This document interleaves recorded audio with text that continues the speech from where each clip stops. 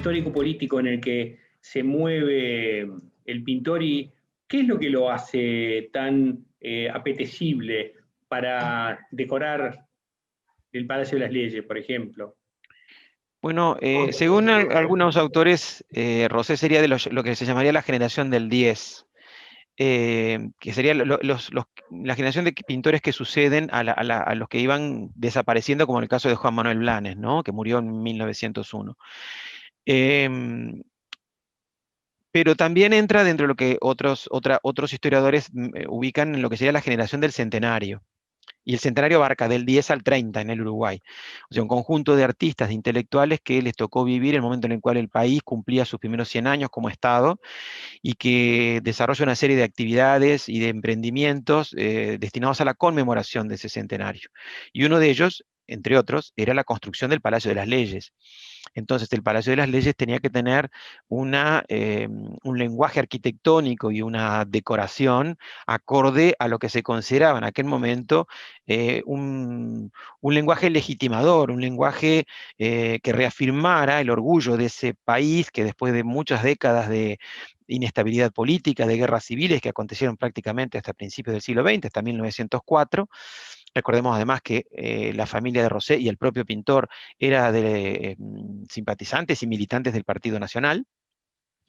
Eh, este hombre que llega desde Europa, que era relativamente joven, que tenía una sólida formación, había pasado por la Academia Real de Roma, después estuvo en la Gran Chaumière de París, y tuvo contacto con importantes pintores como Hermenegildo Anglada Camarasa, un famosísimo pintor catalán, que es uno de los que traducen en la península ibérica el impresionismo, por ejemplo, ¿no? En la versión ibérica del impresionismo, y de ahí se nutre Rosé, sobre todo para esta primera etapa, donde a nivel de temática histórica, el cuadro del sitio de Montevideo es un ejemplo muy claro, y la propia Batalla de las Piedras, que lo pinta unos cuantos años más tarde, todavía está dentro de ese lenguaje con un colorido muy, muy vibrante, muy intenso. Y entonces, en ese momento, nuestro país y nuestra intelectualidad, nuestro público, se sentían identificados con un lenguaje figurativo, de raíz académica, con relatos que fueran claros, que fueran reafirmantes de la identidad nacional. Eso ya se había iniciado en el siglo XIX, pongámosle con Juan Zorrilla San Martín en la literatura, Acevedo Díaz también en la novelística, y en la parte de la pintura lo había hecho ya Juan Manuel Blanes. Y Rosé sería como el continuador de esa tradición. Algunos consideran que sería como quien cierra ese ciclo de pintura de carácter didáctico, ¿no? Que para que el público, bueno, vibre ante la inexistencia de formatos como los actuales de multimedia, de comunicación por esta vía digital, por ejemplo. Bueno, el impacto que una pintura de gran formato tenía en el público era muy grande. La gente iba casi en peregrinación a ver ese tipo de obras. Las anécdotas de cuando Blanes presenta su juramento de los 33, la gente hacía fila, hacía cola para ver la pintura. Y bueno, Rosé fue uno de los pintores que le tocó, que se le encargó hacia el año 1920 y algo, el palacio se inaugura en el año 25, hacer una gran pintura, que es la del sitio de Montevideo, frente a otra de otro pintor muy destacado, un poquito mayor que él, que era Pedro Blanes Viale. Y un factor que también a él lo favorecieron en forma involuntaria fue el hecho de que sobrevive a otros pintores que murieron bastante jóvenes, ¿no? El propio Blanes Viale muere en el año 26, Carlos María Herrera había fallecido en 1914, 16, entonces, que eran pintores que trabajaban en el género histórico también, y es un género que, digamos, las nuevas generaciones no van trabajando con tanto entusiasmo, porque exploran otros temas. Entonces, bueno, Rosé va quedando como uno de esos paladines de esas grandes telas de temática histórica o retratos de algunos personajes destacados. No es el único. José Luis Zorrilla, que es escultor, pero también pintor, también hizo obra, alguna también de importante tamaño, aunque en el Palacio hay retratos hechos por este otro artista, José Luis Zorrilla. Digamos, su obra más conocida es la parte de monumentos, de esculturas que están en espacios públicos, básicamente de Montevideo.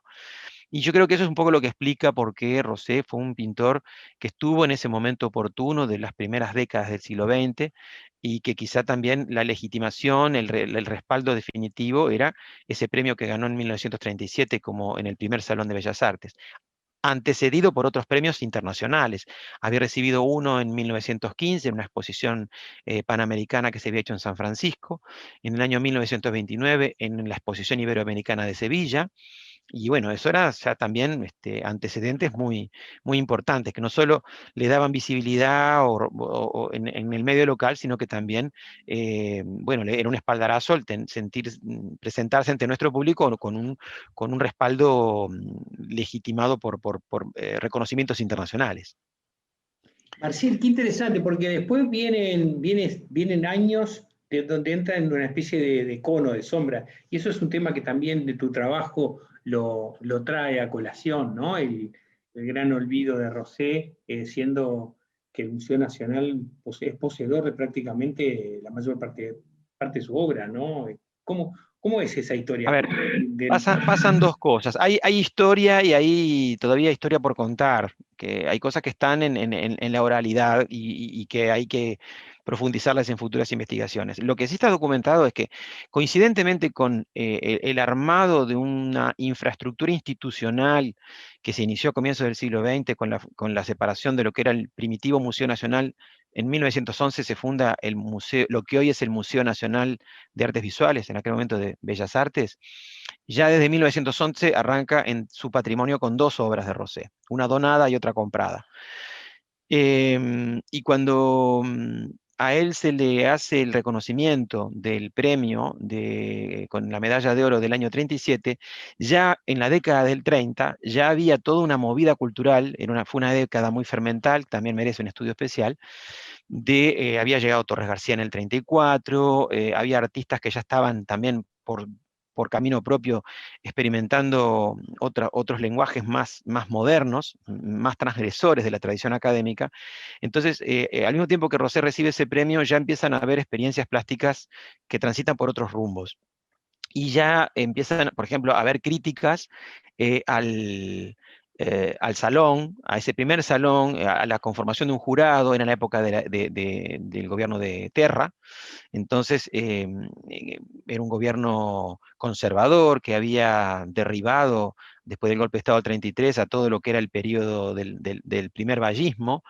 Entonces, tenía una línea cultural que apuntaba hacia la defensa de una identidad nacional, que mira mucho hacia la historia y hacia el mundo rural y hacia la consagración de las grandes epopeyas de la historia nacional.